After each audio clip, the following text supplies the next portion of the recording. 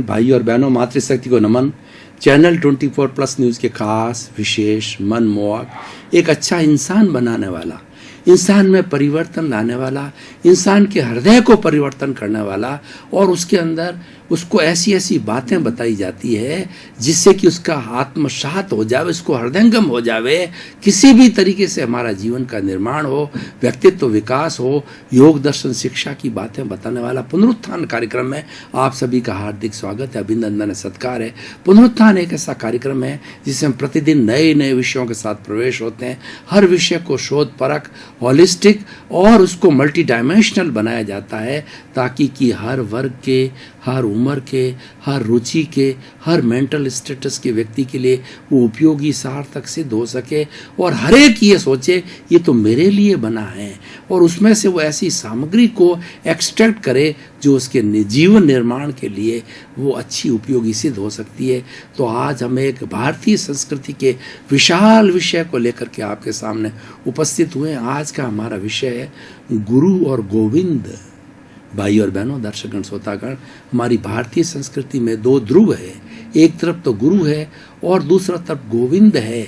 ये दो नदी के तट है। इन दोनों तटों के बीच में से हमारी नदी गुजरती है। इसके दोनों के बीच में से जो है वायु प्रवाहमान होती है। ये दोनों ध्रुव है, और इन दोनों ध्रुव को जब ये मिल जाते हैं तो जीवन की सार्थकता हो जाती है। तो पहले हम परिभाषित करेंगे गुरु क्या है और गोविंद क्या है। इनको अगर मैं इनका कॉम्बिनेशन करूं तो एक कहावत आती है, गुरु गोविंद दाऊ खड़े और काके लागू पाए, बलिहारी गुरु आप नहीं और गोविंद दियो बताए। निष्कर्ष रूप में हम दोनों को एक जगह मिला करके, एक दूसरे में विलय करके, और हम हमारे विषय को होलिस्टिक बनाएंगे। सबसे पहले हम देखेंगे गुरु। गुरु दो शब्द है। गु का अर्थ होता है अंधकार, रू का मतलब दूर करने वाला। गुरु वह व्यक्ति होता है जो अज्ञान रूपी तिमिर को, अंधकार को मनुष्य के मस्तिष्क से, मनुष्य के विचारों से, मनुष्य की मनोभावना से दूर करता है। और देखिए, एक दीपक होता है, घना अंधेरा हो, कई शताब्दियों का अंधेरा हो, घना वन हो, उसके अंदर एक छोटा सा दीपक जला दो तो वहां पर प्रकाश हो जाता है। दीपक को स्व पर प्रकाशक कहा जाता है।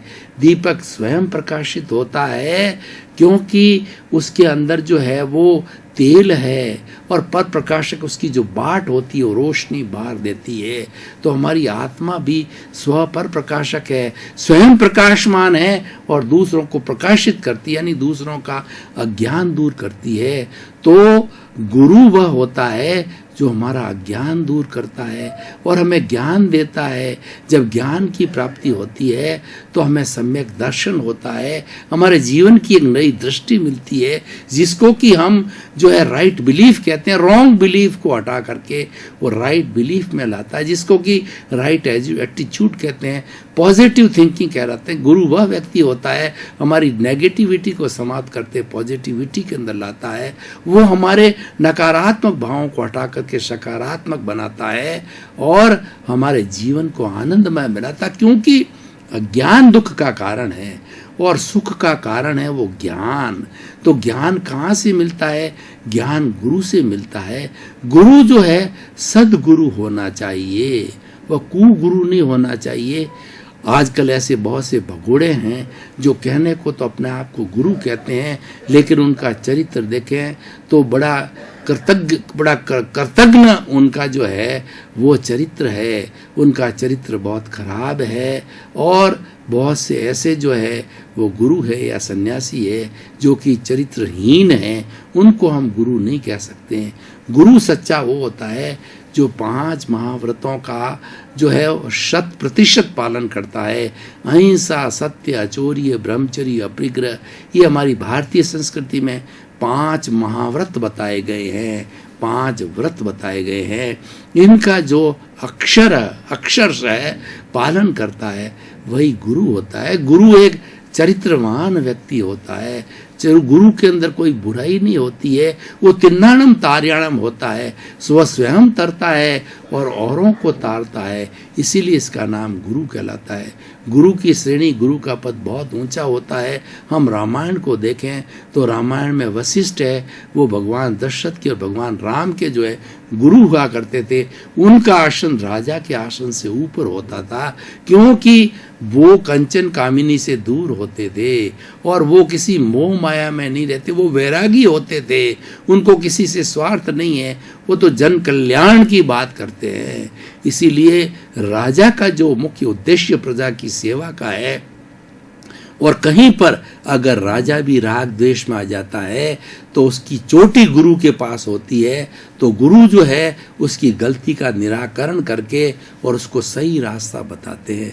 तो हमारी भारतीय संस्कृति में गुरु का दर्जा बहुत ऊंचा है। हमारे जो शिक्षक होते हैं उनको भी गुरु कहा जाता है, और ऐसा कहा जाता है कि माँ है बच्चे की प्रथम पाठशाला होती है, वह भी एक बच्चे की गुरु होती है, क्योंकि वो बच्चे को ज्ञान देती है, वो बच्चे को बोलना सिखाती है। तभी मदर टंग कहा जाता है। बच्चा सबसे पहले तुतलासी भाषा के अंदर बोलता है तो माँ की भाषा में, माँ के शब्दों से बोलता है, माँ जैसे रटाती वैसे बोलता है, उसको मदर टंग कहा जाता है। हर एक की अपनी अपनी मदर टंग होती है और वो बहुत प्रिय होती है, क्योंकि वो माँ के द्वारा सिखाई जाती है। माँ एक गुरु होता है। और टीचर जब स्कूल में पढ़ते हैं, कॉलेज में पढ़ते हैं, यूनिवर्सिटी में पढ़ते हैं, तो हमारा मार्गदर्शन करने वाला, हमको उस विषय के बारे में जानकारी देने वाला, उस विषय के बारे में पढ़ाने वाला भी गुरु होता है। इसलिए गुरु की बहुत बड़ी महिमा होती है। और वास्तव के अंदर भाई और बहनों, दर्शकगण, श्रोतागण, अगर आप निश्चय की बात करें तो हमारी आत्मा सबसे बड़ी गुरु है,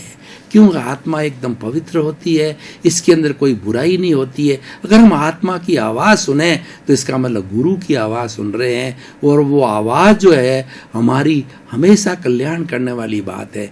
मैं एक आपको सटीक उदाहरण के द्वारा बताना चाह रहा हूँ। मान लीजिए हम रास्ते में से जा रहे हैं और रास्ते के अंदर सोने का कोई हार पड़ा है, तो मन बोलता है कि ये मूल्यवान वस्तु है, इसको उठा ले, और थोड़ी देर के अंदर आत्मा बोलती है कि ये तो मिट्टी है, ये तो पराया धन है, इसको लेना चोरी है, ये कर्म बंधन का कारण है, ये तुम्हारी वस्तु नहीं है, तुम कैसे उठा सकते हो। अब हम आत्मा की आवाज़ को सुनते हैं और हम निकल जाते हैं कि ये पराया धन है, मैं क्यों लूँ, मैं चोरी क्यों करूँ और अपनी आत्मा को बंधन में क्यों डालूँ। तो वहाँ आत्मा की विजय हो जाती है, आत्मा गुरु बन जाती है। हमेशा आत्मा जो है गुरु का ही कार्य करती है। आत्मा की प्रतिनिधि, रिप्रेजेंटेटिव प्रज्ञा होती है। जब कभी भी हमारी बुद्धि है, ये हमारी जो बुद्धि है ये क्या करती है, ये हमको संसार में बनाए रखती है। ये अच्छा, ये बुरा है, वो कहलाती है, अशांति कराती है और आपस में झंझट कराती है, तर्क कराती है और हमको कई मान्यताओं से बांधे हुए रखती है।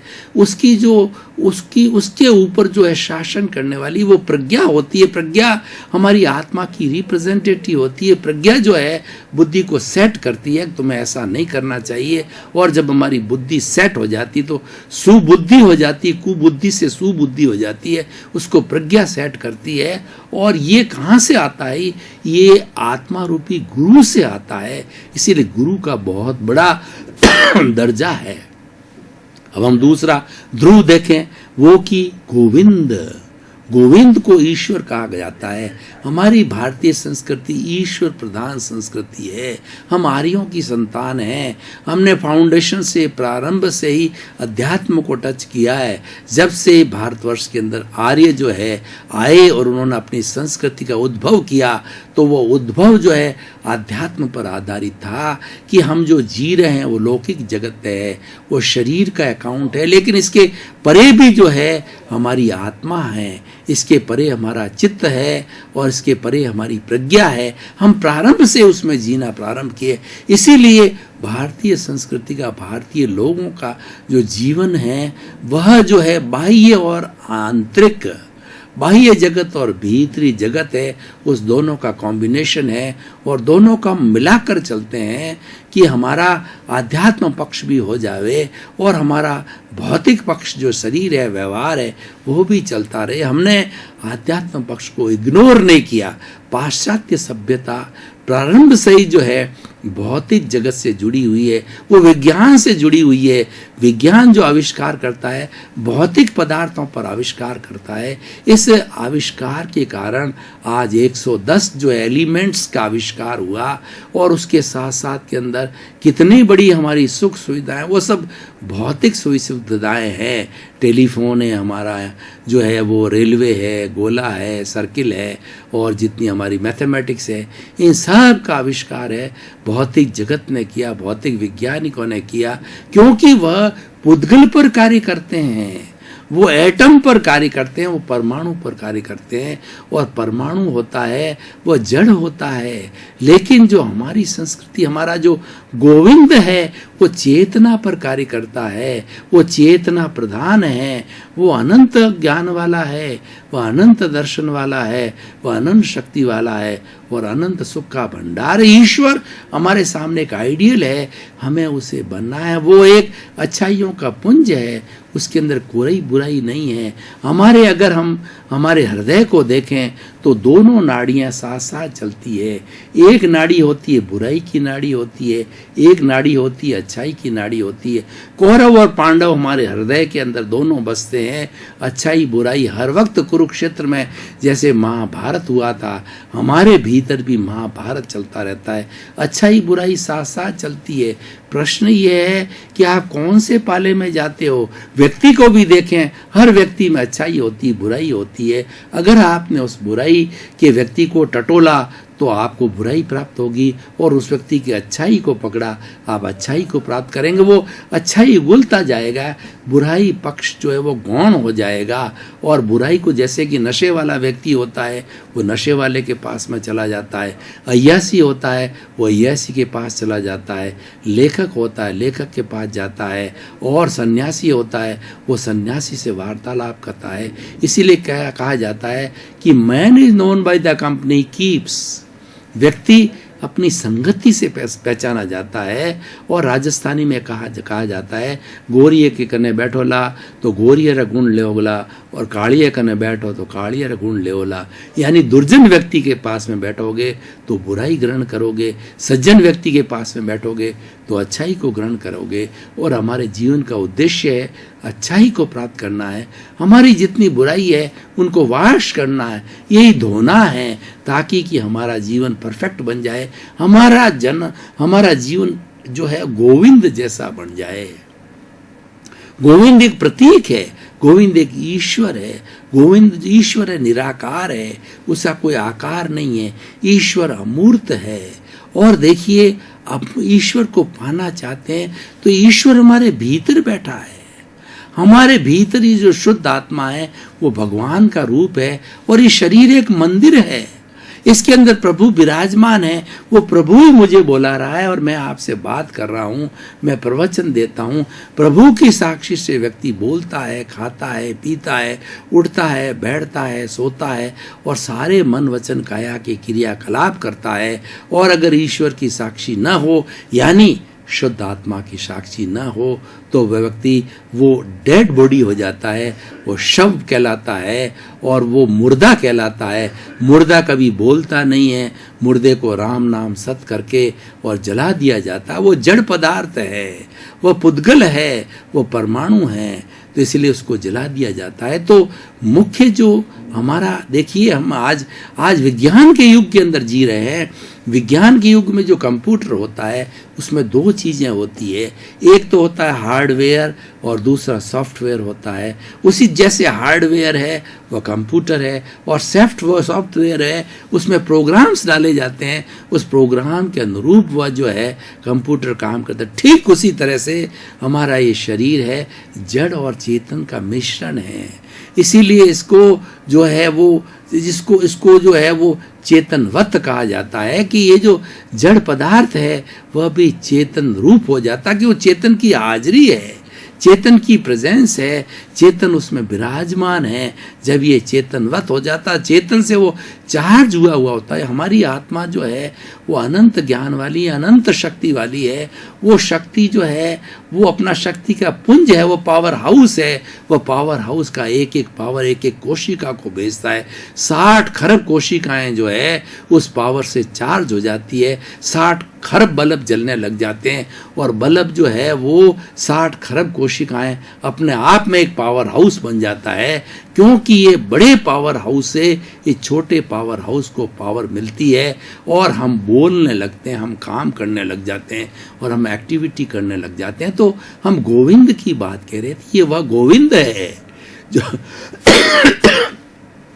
जो कि हमको इतनी एनर्जी दे रहा है। और हम जितना सोचते हैं, मनुष्य देखिए इस सृष्टि का सर्वश्रेष्ठ प्राणी है। मनुष्य से बढ़ करके इस सृष्टि में किसी के पास बुद्धि नहीं है। क्या आपने चिंतन किया कि इतना मनुष्य बड़े बड़े काम कैसे करता है, इतनी स्मरण शक्ति कैसे होती है? ये सारी बुद्धि का खेल कहाँ से आता है? ये हमारे भीतर विराजमान गोविंद जो ईश्वर है, भीतर विराजमान है, वो हमको चार्ज करता है। वो अनंत ज्ञान वाला है। वो ज्ञान की रश्मियां हमारे शरीर के अंदर फैलाता है। उसकी ज्ञान की रश्मियों से हमारी 5 इंद्रियां चेतन हो जाती है। हमारी स्पर्शन रसन घ्राण चक्षु श्रोत्राणी, हाथ जब अब एक हाथ पर घूमता है, स्पर्श होता है और जीभ की कोई चीज जो रखी जाती है तो उसका रस मालूम होता है और घ्राण सुगंध दुर्गंध सामने आती है तो नाक के द्वारा हम परिचय कर लेते हैं और कोई दृश्य हमारे सामने आ जाता है तो हम देखने लग जाते हैं। वो व्यक्ति जैसे कोई अंधा हो जाता है, लेकिन उसकी भीतर की प्रज्ञा उसको जागृत है, बाहर नहीं देख सकता क्योंकि उसकी आँख का रेटिना खराब हो गया है, वो अंधा हो गया है। और हमारे श्रोत है, वो हम कोई भी कहते हैं शब्द जो सुनते हैं वो श्रोत के द्वारा सुनते हैं। इन सबको सुनाने वाला कौन है? इन सबको सुनाने वाला गोविंद है। वह गोविंद भीतर बैठा है, उसकी पहचान करनी है। इसीलिए हमारे जीवन का उद्देश्य है गोविंद की पहचान करो। हम दुनिया को बहुत जानते हैं लेकिन गोविंद को नहीं जानते। अब गोविंद को कैसे जाने, वो आज हमारा विषय है। गोविंद को जानने के लिए गुरु की आवश्यकता होती है। हमारे को मार्गदर्शक चाहिए। वो मार्गदर्शक कोई बाह्य व्यक्ति होता है जो कि गुणवान है, चरित्रवान है, ज्ञानवान है और उसने अपनी आत्मा को शुद्ध कर रखा है। तो ऐसा वह गुरु बन करके और हमारा जो गोविंद है, हमारा जो ईश्वर है, वो उसके दर्शन कराता है। इसीलिए कहा गया है गुरु गोविंद दाऊ खड़े और काके लागू पाए। बलिहारी गुरु आपनी और गोविंद दियो बताए। मैं तो गोविंद के दर्शन करना चाहता हूँ, पर हे मेरे गुरु भगवान, आपने गोविंद के दर्शन कराए, इसलिए पहले मैं आपके प्रणाम करूँगा, बाद में गोविंद के प्रणाम करूँगा, क्योंकि आपने ही मुझे जो है दर्शन कराए। देखिए ये हमारे इस जो सांसारिक जगत में माता पिता को जो है इस संसार का भगवान क्यों कहा जाता है? क्या कभी आपने चिंतन किया? भगवान इसीलिए कहा जाता है कि हमको दुनिया में कौन लाया, हमको किसने जन्म दिया। अगर माँ बाप न होते तो क्या हम इस दुनिया में आ सकते थे? नहीं आ सकते थे। तो माता पिता एक गुरु के रूप में हैं। उन्होंने ही जो है जन्म दे करके ये संसार में दिखाया। तो हमारा गुरु होता है, वो उस अज्ञान को दूर करता है, मिथ्यात्व को दूर करता है, रॉन्ग बिलीफ को दूर करता है। रॉन्ग बिलीफ क्या है? कि हम अपने आप को कर्ता मान लेते हैं। ये काम मैंने किया, ये मकान मैंने बनाया, ये धन दौलत मेरी है, मैं और मेरा, मैं पति हूँ, मैं बाप हूँ, मैं मालिक हूँ, मैं अफसर हूँ, मैं मिनिस्टर हूँ, मैं एमएलए हूँ, मैं एमपी हूँ, मैं शिक्षक हूँ, मैं लेखक हूँ। ये जो मैंपना है, ये जो है भ्रांति है। वास्तव के अंदर इस भ्रांति को तोड़ना ही सम्यक दर्शन कहलाता है। इस भ्रांति से हटाना ही राइट बिलीफ कहलाता है। रॉन्ग बिलीफ गई और हम राइट बिलीफ के रास्ते पर आए, वह गुरु ही करा सकता है। गुरु हमारे अज्ञान को तोड़ सकता है। गुरु के बिना अज्ञान कोई तोड़ नहीं सकता है। और वह समय आता है, हमारी आत्मा का उत्कर्ष होता है, तब जाकर के हमें अच्छा गुरु मिलता है। गुरु भी संजोग से मिलता है, हर क्षण गुरु नहीं मिलता है। अगर हर क्षण गुरु होता तो हम जन्म से ही महान बन जाते। हम जन्म से महान नहीं बनते हैं, हमारा समय आता है, हमें अच्छा संजोग मिलता है, अच्छे गुरु मिलते हैं, अच्छा ज्ञान कराते हैं, अच्छा रास्ता बताते हैं और आगे हम बढ़ते जाते हैं। इसीलिए हमारे इस जो है भारतीय संस्कृति के अंदर जो है 4 जो है आश्रम बताए गए हैं। 4 आश्रम में पहला है हमारा ब्रह्मचर्य आश्रम, 25 साल की उम्र का होता है। दूसरा गृहस्थ आश्रम होता है, 50 साल की उम्र का होता है। तीसरा वानप्रस्थ आश्रम होता है, 75 साल की उम्र का होता है। और चौथा संन्यास आश्रम, 100 वर्ष शतायु। पहले लोग शतायु हुआ करते थे। तो मेरे कहने का अर्थ ये होता है, इन सब कहने कोई न कोई समय होता है। समय आने पर वो हमारी ये कुदरत का कानून है कि हमारे कर्मों के योग से, कर्मों के उदय से जो है ये सृष्टि संजोग मिलाती है और हमें अच्छा गुरु मिलता है, गुरु ज्ञान देता है, जब हमें गोविंद की प्राप्ति होती है। तो भाइयों और बहनों, दर्शकगण, श्रोतागण, आज का जो विषय है बहुत ही सुंदर विषय है। हमारी भारतीय संस्कृति आध्यात्म प्रधान संस्कृति है, आचार प्रधान संस्कृति है, गुण प्रधान संस्कृति है। हम गुणों की पूजा करते हैं, हम व्यक्ति की पूजा नहीं करते। हम गोविंद की पूजा करते हैं, हम गुरु की पूजा करते हैं।